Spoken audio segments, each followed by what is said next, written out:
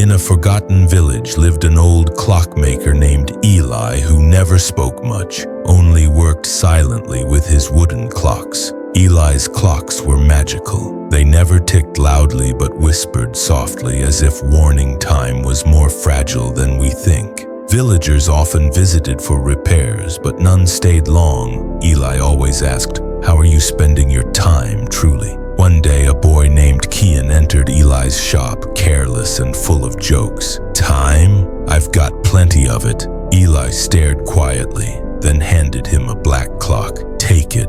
Return when it stops, but don't waste a single second." Kian laughed and ran off.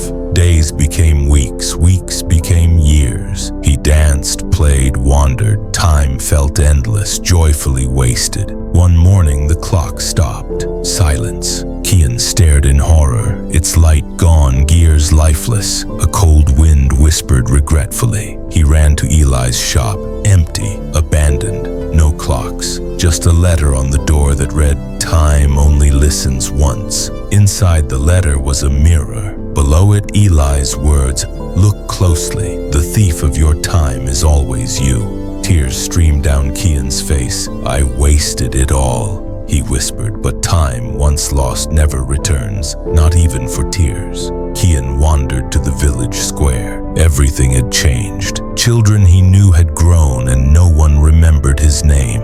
He searched for friends. Mira, his closest, now ran a school. She didn't recognize him. "Sorry, sir, do I know you?" He walked away, heart heavy. The sound of ticking echoed in his mind. Eli's voice whispered, "Time answers only the mindful." Kian sat by the river, remembering days he wasted staring at clouds instead of building a future.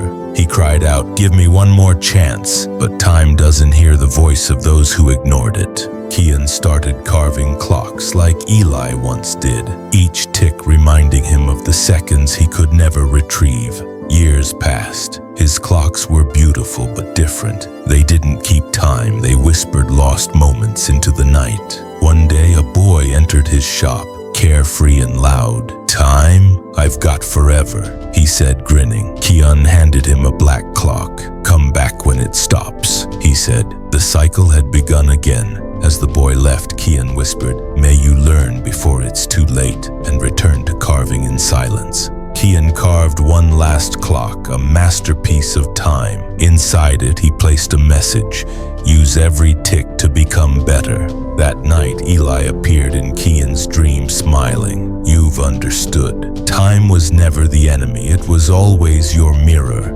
Kian asked, "Can I have time back?" Eli shook his head. "No, but you can give others what you've learned." Kian placed the final clock in the village square, ticking loudly. A plaque read, "Don't waste your today, it won't return." People paused. They looked up. For the first time, the village listened to time, not as noise, but as truth. Kian grew old, not in regret, but in peace, guiding others to use time wisely through stories, clocks, and compassion. Children listened to every word. His pain became their lesson, his time became their treasure, his story became their guide. Kian's clock stopped the day he passed, but none were sad. His time had been used beautifully. They built a monument of him holding the black clock with words, "You don't lose time, you choose it." Generations passed, but his story never faded. Elders told it again and again, warning every child, time never stops.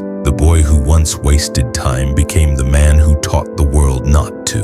And you, dear listener, are holding your own clock right now. What will you do with the time left? You won't hear a loud tick, just a whisper. Now is all you ever truly have. So don't waste your time. Live it, feel it, use it before it quietly slips away forever.